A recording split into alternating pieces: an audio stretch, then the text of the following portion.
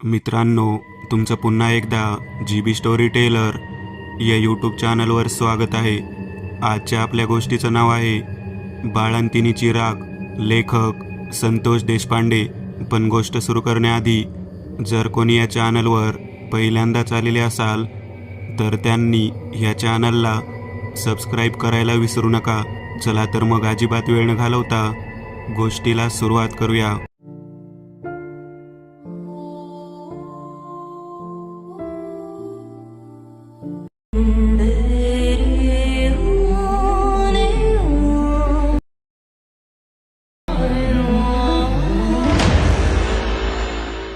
रोजच्या प्रमाणे आम्ही कट्ट्यावरती बसलो होतो. कितीतरी वेळ झाला तरी विशाल मात्र अजिबात कट्ट्यावरती आला नव्हता. मी रघुला म्हणालो, विशाल कसा काय आला नाही? रघु म्हणाला, तुला माहित नाही का, त्याची बहीण वारली त्यामुळे तो आला नाही. मी म्हणालो, अरे बरोबर आहे तुझं म्हणणं, परंतु ती सासरी गेली ना मग? अरे होय, ती सासरी गेली, परंतु 3 दिवस झाले तरी सुद्धा विशालला इकडे येता येणार नाही. तुझं म्हणणं खरं आहे, परंतु एक लक्षात घे ना, आपल्यामध्ये अंत्यविधी झाल्यानंतर त्या ठिकाणी थांबत नसतात. तेव्हा रघु म्हणाला, अरे तुला माहित आहे का ती कशी गेली आहे ते? मी म्हणालो, म्हणजे ती बाळणपणामध्ये वारली ना? होय, मग ते सांगत आहे मी, बाळणपणामध्ये गेली आहे म्हणूनच विशाल त्या ठिकाणी थांबला आहे. त्याने मला पण बोलावलं होतं, परंतु संध्याकाळी 6:30 वाजल्यापासून पुढे तिकडे जायला गाडी नाही ना, म्हणून मी थांबलो आहे. मी म्हणालो, अरे काय मूर्ख आहेस का तू? मित्राने मदतीसाठी बोलावलं आहे आणि तू गाडी नाही म्हणतोस. माझी गाडी काय कामाची? चला आपण दोघेही जाऊ. तेव्हा रघु म्हणाला, जितेश तू बोलतोस ते खरं आहे, परंतु एवढ्या रात्री प्रवास करून तिकडे जायचं? मी म्हणालो, अरे संकटात मित्र असताना रात्र काय आणि दिवस काय, मध्यरात्री सुद्धा आपण जायला हवं. तुला माहित नाही विशाल आपल्या मदतीसाठी कोणकोणत्या वेळेला धावून आलेला आहे. माझ्या बहिणीच्या लग्नामध्ये तर त्याने सर्व जेवणाचं कंत्राटच स्वतः सांभाळलं होतं. मग आता त्याच्या बहिणीच्या बाबतीत ही अप्रिय घटना घडली, मग आपण त्या ठिकाणी जायला नको? मी तर दहनविधी झाल्यानंतर लगेचच परत निघालो. मला काय वाटलं की विशाल सुद्धा परत निघेल. त्याचे वडील, मामा, त्याच्या बहिणीचे सासू सासरे, भाऊजी हे सर्वजण तिथे आहे. त्यांच्याशी बोलून सांत्वन करून तो परत येईल असं मला वाटलं. तो आपला मित्र असला तरी या प्रसंगी आपल्या बरोबरच थोडं परत निघणार या शंकेने मी परत आलो. तेव्हा रघु म्हणाला, तुझं म्हणणं अगदी बरोबर आहे, परंतु तुला हे माहीत नाही का, बाळंतीणबाई गेल्यानंतर खूपच चित्रविचित्र पद्धतीने बऱ्याच गोष्टी केल्या जातात. होय अरे, मला त्या गोष्टी डोक्यामध्ये आल्या होत्या, परंतु त्या का केल्या असतील त्याबाबत काहीच माहिती नाही. रघु म्हणाला, जितेश बोलण्यामध्ये वेळ घालवायला नको. 8 वाजले आहेत, साधारण 10:30 पर्यंत आपण त्या ठिकाणी पोहोचू. मी म्हणालो, अरे माझ्या गाडीवर जाणार आहोत आपण, 9:30 पर्यंत त्या ठिकाणी पोहोचू. जाताना काहीतरी खाण्यासाठी घेऊन जायचे का? तेव्हा रघु म्हणाला, अरे स्मशानात काय खायचे? मी म्हणालो, स्मशानात कशाला जायचे आहे? तेव्हा रघु म्हणाला, मग कुठे जायचे आहे आपल्याला तुला माहित नाही? मला काय माहिती रे, तुमच्या दोघांचं काय ठरलंय मला काहीच माहिती नाही. विशालने तुला फोन केला होता, तुझ्याशी चर्चा केली. काय चर्चा केली, कशाबद्दल बोलणं झालं मला काहीच कल्पना नाही. तरी सुद्धा तू म्हणत आहेस म्हणून मी यायला तयार आहे, परंतु मला तू सांग की आपण स्मशानामध्ये का जायचं आहे? अजून कोणी गेला आहे का? तेव्हा रघु म्हणाला, अरे नाही, तू गाडीवर बस, मी तुला सगळं काही सांगतो.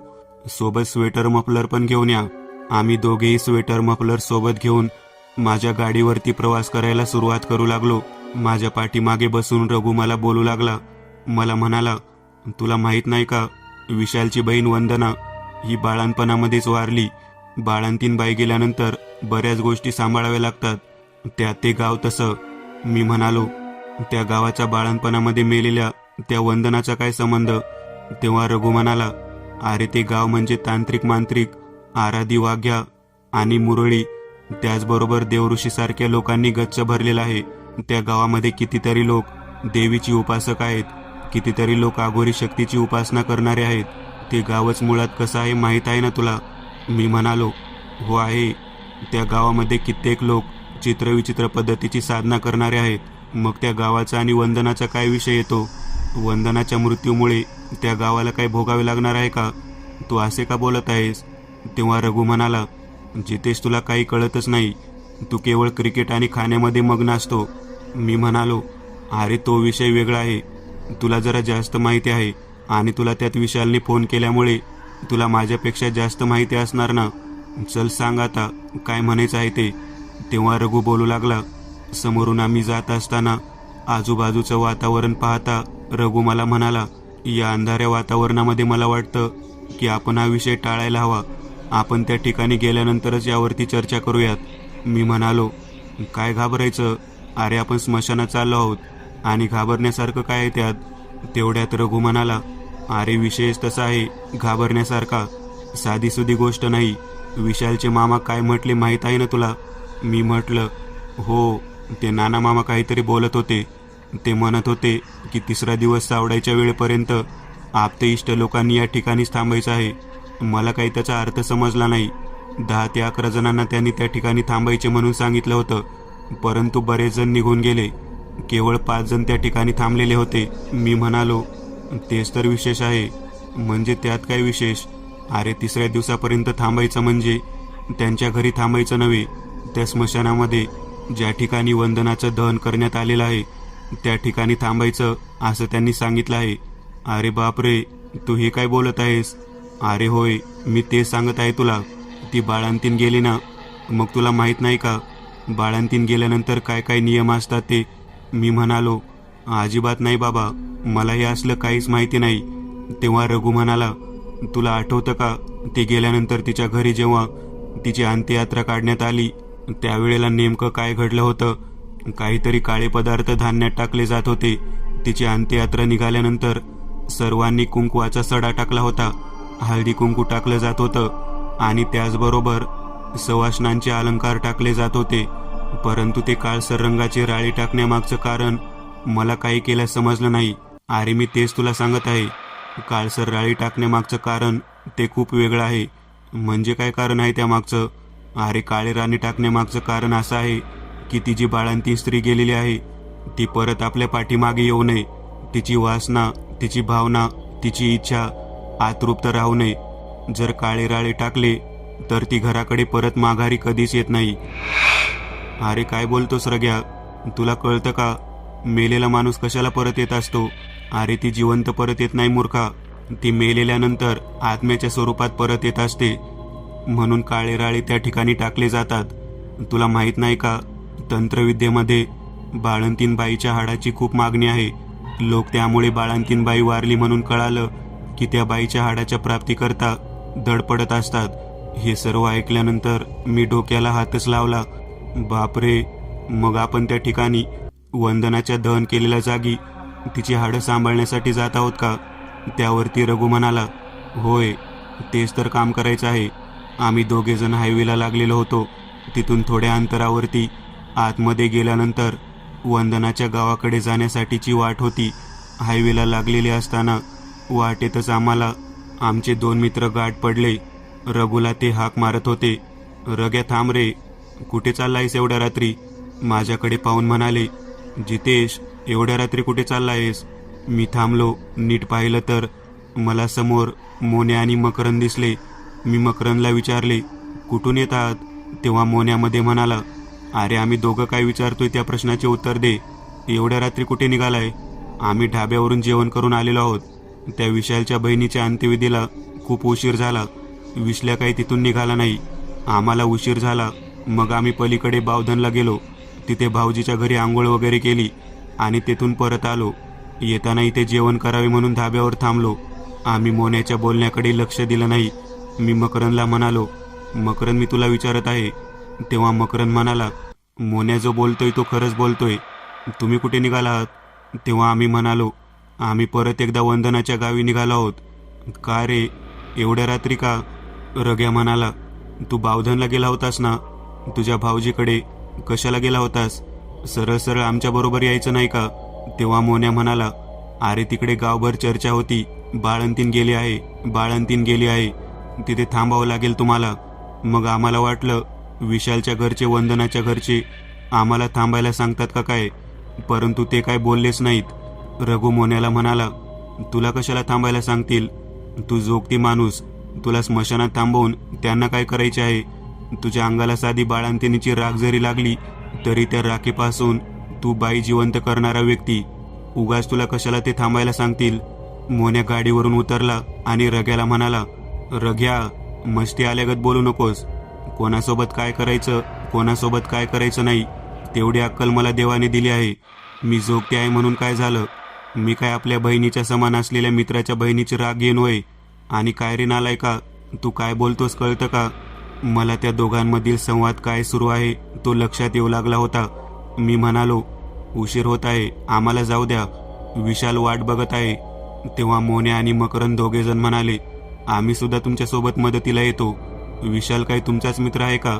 आमचा सुद्धा तो मित्र आहे. आम्ही का बरं त्या ठिकाणी यायचं नाही? चला, आम्ही सुद्धा येतो. मी रग्याला म्हणालो, नालायका, काय गरज होती त्याला हटकायची? आता बरोबर हा जोगती येणार. एकतर ती राग, ती चिता सांभाळायची आमच्यावरती जबाबदारी, आणि त्यात ज्या व्यक्तीला त्या गोष्टीचा चांगला उपयोग आहे तोच व्यक्ती आमच्या सोबत येणार. बापरे, नको ते संकट ओढवून घेतलं. मी रघुला म्हणालो, रघु, तू त्यांना जायला सांग. आता कोणत्या तोंडाने सांगू? ते आता पाठीमागे येत आहेत, येऊ देत, आपण तिथेच बसणार आहोत, काही फरक पडणार नाही.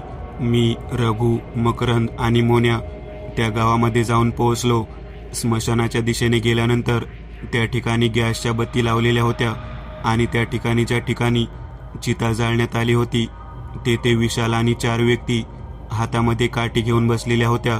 आम्हाला पाहिल्यानंतर विशाल जागेवरून उठला आणि माझ्याकडे पाहत म्हणाला, बरं झालं तुम्ही आलात. पहाटे 2 नंतर येथे जागरण करायला कोण नाही. आज पहिली रात्र, उद्या दुसरी रात्र, 2 रात्री जागरण करायचं आहे आणि दिवसासुद्धा जागे राहायचे आहे, म्हणून माणसं लागणार आहेत. या उद्देशाने मी रघुला फोन केला होता. तुला फोन लावणार होतो, परंतु मला माहीत होतं रघु आणि तू दोघेही जण एकत्रितच असणार. तेवढ्यात मागच्या बाजूने असलेल्या मन्या आणि मकरंदकडे पाहत विशाल म्हणाला, यांना कशाला घेऊन आलास? या मोन्याला आतमध्ये सुद्धा येऊ नको म्हणाव. त्या ठिकाणी विशालचा मामा बसला होता. विशालचा मामा जागेवरून उठला आणि तो म्हणाला, पोरांनो, या ठिकाणी बसा, मी जरा चहा पाणी करून घेऊन येतो. रात्री जागरण करायचं आहे, शेकोटी पेटवावी लागेल. आम्ही त्या ठिकाणी जाऊन बसलो. मामाने मोन्याकडे पाहिले. मामा मोन्याला म्हणाला, तू कशाला आलायस इथे? मोन्या म्हणाला, मामा, वंदना काय माझी बहीण नव्हती का? तुम्ही एवढे संकटामध्ये सापडलेले आहात. रात्री अपरात्री या जंगलातल्या स्मशानामध्ये 4 लोक थांबणे अवघड आहे. मी मदत करू शकत नाही का? तेव्हा मामा म्हणाला, मदतच कर, बाकी काही करू नको. तेव्हा मकरंद म्हणाला, मोन्या, तू आतमध्ये येऊच नकोस. तू या ठिकाणी बाहेर जरी जागा राहिलास तरी चालेल. या गेटवरती तू थांब. मोन्याला त्या गोष्टीचा राग आला. मोन्या म्हणाला, मी इथपर्यंत रात्रीचा प्रवास करून कशासाठी आलो आहे? तुम्हा सर्वांना मदत करायला आणि माझ्यावरती गैरविश्वास दाखवता. तेव्हा रग्या त्या ठिकाणी पोहोचला आणि त्याला म्हणाला, हे बघ मोन्या, तुला वाटत असेल की आम्ही तुला वेगळ्या पद्धतीने वागवत आहोत, परंतु तू जोगती आहेस. एवढेच काय, तू बावधनच्या भाऊजीकडे गेला होता. ते भाऊजी काय करतात आम्हाला चांगलं माहीत आहे. जादू, टोना, लिंबू ह्या सगळ्या गोष्टी त्यांना येतात. येथे एका बाळंतिणीची राख आणि हाडं सांभाळण्याचं काम आमच्याकडे दिलेलं आहे. घरातली प्रत्येक व्यक्ती त्या ठिकाणी डोळ्यात तेल घालून वर राखण करत आहे आणि तुला या ठिकाणी पाहिल्यानंतर ते संशय घेणारच ना, तू कुठे धुतल्या तांदळागत आहेस? मोन्या रग्याला पाहत म्हणाला, विशाल जर मला म्हणाला इथून निघून जा तर मी जातो. मोन्या रागाने चालत चालत विशालजवळ पोहोचला. विशालला म्हणाला, मी जाऊ का विशाल? तुझी बहीण आणि माझी बहीण वेगळी आहे का? हा काय बोलतो बघितलंस का? तेव्हा मला त्या गोष्टीचा राग आला. मी म्हणालो, अरे तुला अक्कल आहे का? वेळ काय आहे आणि कोणत्या गोष्टीवरून वाद घालत आहेस? तुला थांबायचं आहे ना, गेटवरती थांब, आम्ही आतमध्ये थांबतो. मोन्याला माझे बोलणे जरा तिखट लागले. तो रागाने गेटवरती जाऊन बसला. ज्या ठिकाणी गाड्या लावल्या होत्या त्यातल्या एका गाडीच्या जवळ जाऊन तो तिथेच बसला. आम्ही सर्वजण जळालेल्या चितेच्या कडेने हातामध्ये काठी घेऊन दांडके घेऊन बसलेलो होतो. विशालचा मामा चहा घेऊन आला. चहा पिल्यानंतर तंबाखू मळत असताना मी त्याला म्हणालो, आम्ही याला घेऊन आलेलो नाही आहोत, तो स्वतःहून पाठीमागे लागून आला आहे. तेव्हा मामा म्हणाला, पोरांनो, तो कसा का असेना इथपर्यंत आला. तो मदत करण्याच्या उद्देशाने नाही आला, त्याच्याकडे लक्ष द्या. मी म्हणालो, तो तसं करणार नाही, परंतु मला एक समजत नाही, हा कोणता प्रकार आहे? एखाद्या बाळंतीण स्त्रीच्या चितेची राख, हाडं सांभाळलं जाणं, ते जतन करून ठेवणं म्हणजे नेमकं काय? मामा म्हणाला, पोरा तुला नाही समजणार या गोष्टी. मी तुला परत कधीतरी समजावून सांगेन. आम्ही उशिरापर्यंत जागे होतो. 2 वाजल्यानंतर आळीपाळीने जागे राहण्यासाठी आम्ही थांबलो होतो. पहाटे 2:15च्या सुमारास मोन्या गेटवरून उठला आणि थेट चालत आमच्या दिशेने आला. आमच्या चौघांपैकी फक्त विशाल जागा होता. मी झोपलेलो होतो. मोन्या विशालला म्हणाला, चुना आहे का? त्याने चुना घेतला आणि मळत मळत विशाल शेजारी बसला. मोन्याने नकळत चितेमधील मुठभर राग त्याच्या पॅन्टीच्या खिशात घातली आणि तो तिथून पुन्हा गेटजवळ जाऊन बसला. मोन्याच्या मनामध्ये आमच्या सर्वांबद्दल राग निर्माण झाला होता. विशेष करून विशालच्या मामाबद्दल विशेष राग होता. दिवस उजळत आला होता. आम्ही सर्वजण तेथेच थांबणार होतो. एक जण करून आंघोळीला जायचे म्हणून ठरलं होतं. त्या चितेच्या कडेने 3 जण थांबले आणि बाकीची सर्व मंडळी आंघोळ करण्यासाठी निघाली. मकरंद आणि मोन्या 2 जण आमच्याकडे पाहत म्हणाले, आम्ही जातो आता. तेव्हा मी म्हणालो, तसं नाही जायचं. येथे जोपर्यंत 3ऱ्या दिवसाची राख सावडली जात नाही तोपर्यंत कोणी जायचं नाही. तेव्हा मोन्या माझ्याकडे पाहत म्हणाला, वा रे वा, तुला थांबायला वेळ असेल, आम्हाला थांबायला वेळ नाही. मी नाही थांबणार. मी आणि मकरंद निघालो आहोत. तेव्हा विशालचा मामा त्या ठिकाणी आला आणि तो म्हणाला, तुम्हाला इथून जाता येणार नाही. जर जायचं असेल तर सर्व कपडे आणि सर्व साहित्य पाण्यामध्ये बुडवा आणि मग निघा आंघोळ करून. मला त्या मागचा उद्देश समजला नाही, परंतु मोन्या म्हणाला, आम्ही काही काकडत जायचं का? एवढी थंडी आहे, आम्ही आंघोळ करून जाणार आहोत. तेव्हा मामा म्हणाला, हे बघ मोन्या, तुला जे काय सांगितलं तेवढं काम कर. मोन्या मामाकडे कावऱ्या बावऱ्या नजरेने पाहत होता. त्याने आपली पॅन्ट काढून बाजूला ठेवली आणि बाहेरच असलेल्या हापशावरती तो आंघोळ करण्यासाठी थांबला. तेवढ्यात त्या ठिकाणी त्याचा भाऊजी बावधनकर आला होता.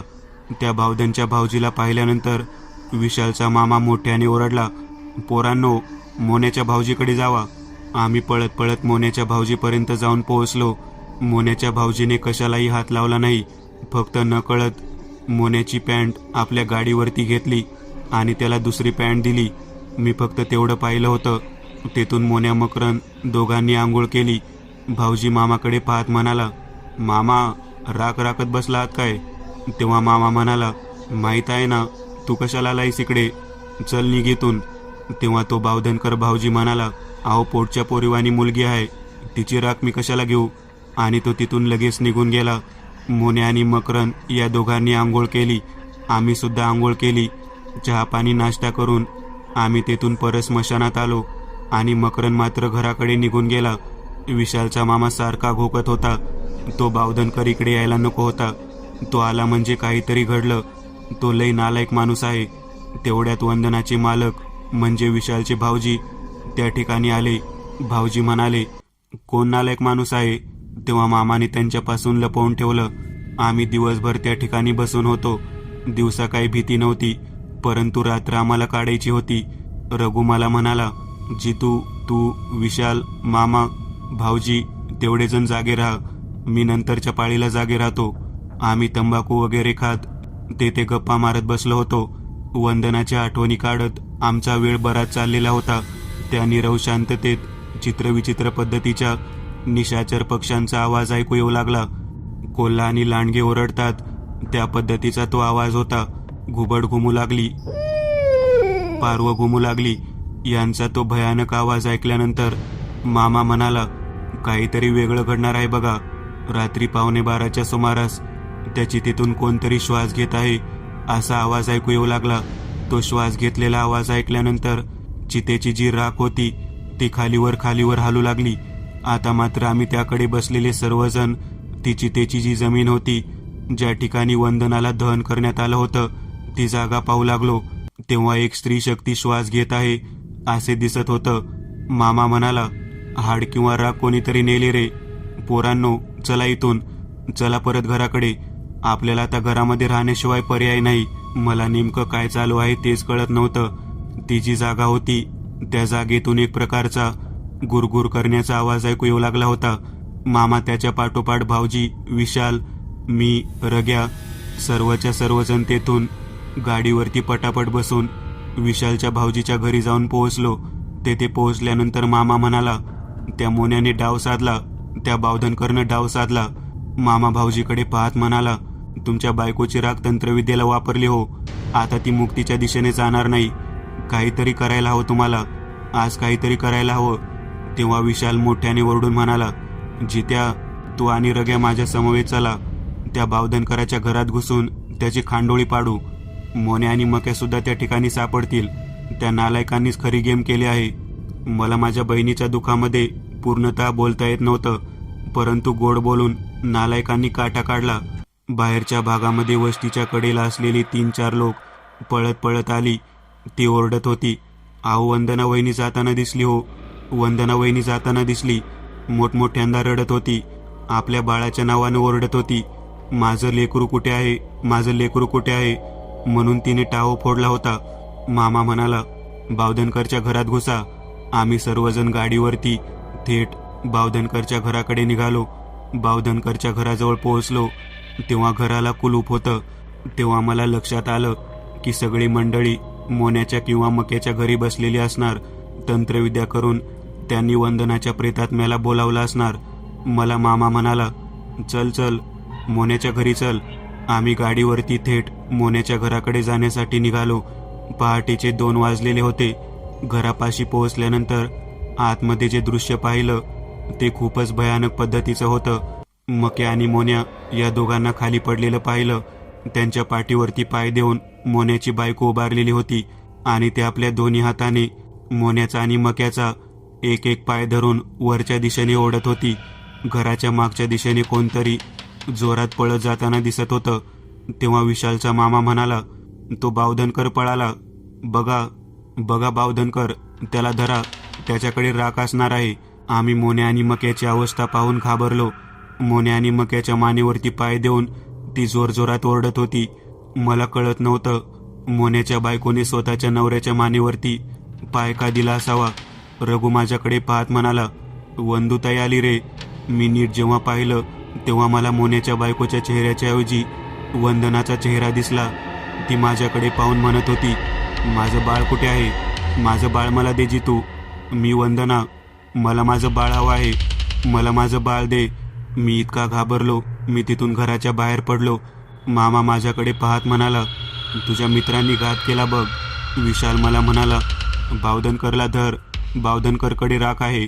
बावधनकरला धरल्याशिवाय तायडी इथून जाणार नाही. त्याने तायडीला बोलावलेलं आहे. त्याच वेळेला मामा म्हणाला, त्याला नीट पकडा, नाहीतर तो राग द्यायचा आणि हाडं घेऊन जायचा. उद्या सकाळी सूर्योदयाला आपल्याला अस्थि विसर्जन करायचं आहे.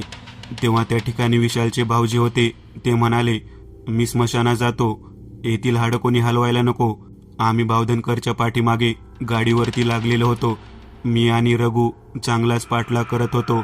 मामा आणि विशाल दोघेही जण त्या ठिकाणी मोन्या आणि मकरनकडे पाहत मोन्याच्या बायकोच्या शरीरातून वंदू कधी बाहेर निघती त्याची वाट पाहत होतो. आमचाच मित्र आमच्यावर असा उलटला जाईल हे कधीच वाटलं नव्हतं. आम्ही भरपूर पाठलाग केल्यानंतर स्मशानभूमीच्या बाहेरच्या बाजूपर्यंत बावधनकर गेलेला दिसला. बावधनकरला आम्ही त्या ठिकाणीच गाठला आणि त्याच्या पाठीमागे जोरदार लाथेचा प्रहार करत त्याला खाली पालथा पाडला. त्याला इतका मारला की त्याच्या तोंडातून रक्त येऊ लागले. रघु मला म्हणाला, याचे हातपाय बांधून ठेवायला हवे आहेत. आम्ही बावधनकरचा शर्ट फाडला, त्याचे धोतर फाडलं आणि त्या धोतरानेच त्याचे हातपाय बांधले आणि स्मशानाच्या गेटला बांधून ठेवलं. त्या बावधनकरला मारत असताना मी म्हणालो, नालायक नीच माणसा, तुझ्या मेवण्याला आमच्याजवळ पाठवून त्या वंदनाची राग प्राप्त करून घेतलीस काय तू? तेव्हा तो बावधनकर आमच्याकडे पाहत म्हणाला, मला सोडा, मला सोडा. मी केवळ राग घेतली आहे. ती आता तिथून परत येईल. जर मी तिला इथे गेटवर सापडलो तर ती माझा बुकना करेल. ती मला मारून टाकेल. ती माझ्या नरड्यावरती पाय देईल. तिने मोन्या आणि मकरनच्या नरड्यांवर पाय दिला आहे. ती त्यांचा जीव घेतल्याशिवाय सोडणार नाही. मला माफ करा. मी मैत्रीमध्ये असं करायला नको होतं. माझ्याकडून चुकलं. मला त्या बावधनकरकडे पाहिल्यानंतर लक्षात आलं की त्याने तंत्रविद्येसाठीच मोन्या आणि मकरनमार्फत बाळंतीणबाईची राग प्राप्त करण्यासाठी कटकारस्थान केलं होतं. मी बावधनकरला म्हणालो, तू कोणत्या रीतीने राग प्राप्त करून घेतलीस? तेव्हा त्याने सांगितले, की मोन्याने पॅन्टीमध्ये राख ठेवली होती. ज्या वेळेला वंदना गेली हे मला कळालं तेव्हाच आमच्या पंचक्रोशीमधील जेवढे तंत्र करणारे लोक आहेत तेवढे आनंदी झाले होते. प्रत्येकाला कोणत्या ना कोणत्या स्वरूपातून बाळंतिणीची राख हवी होती.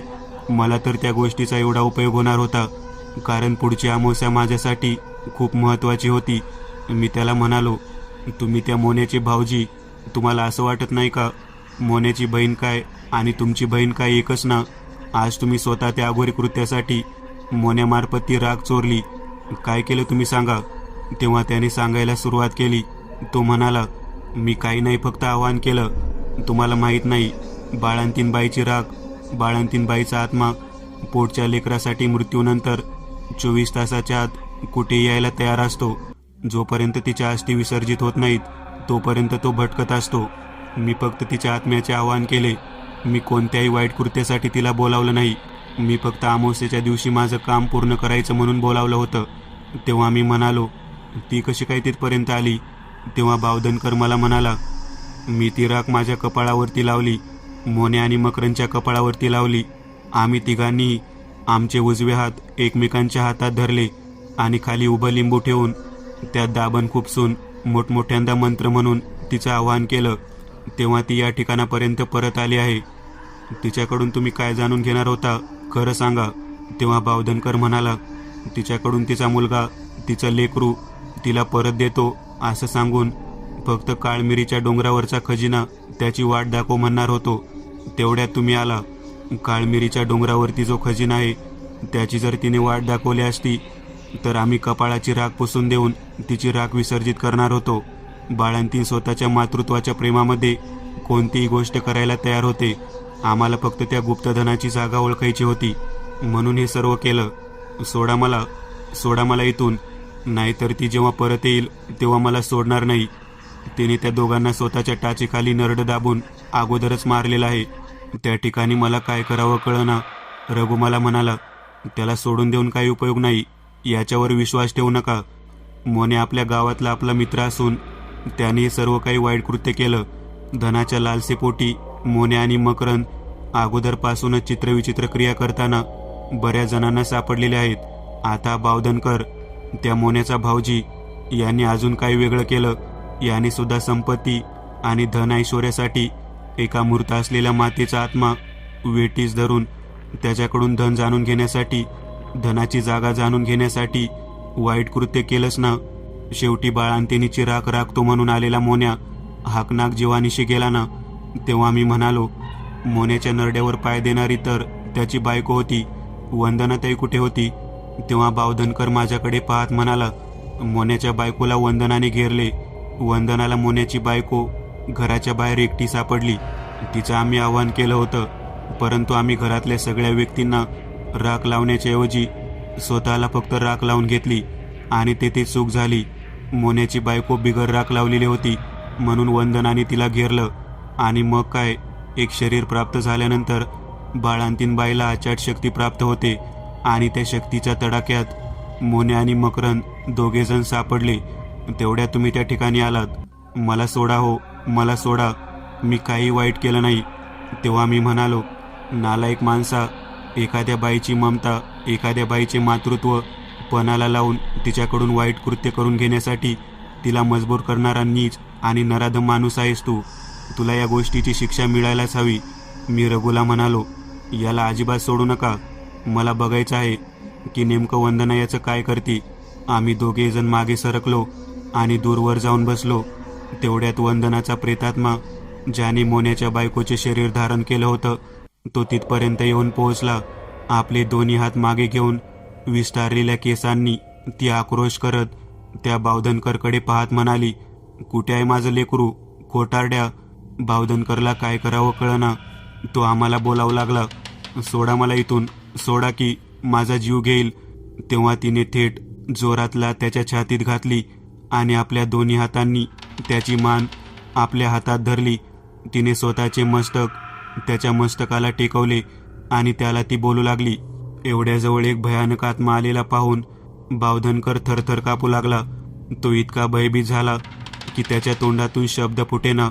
अखेर त्या बाईने माझे लेकरू म्हणून ओरडायला सुरुवात केली, परंतु त्या ठिकाणी कोठे लेकरू नव्हते. शेवटी तिने रागाच्या तडाख्यात त्याची मुंडी गोल फिरगाळली.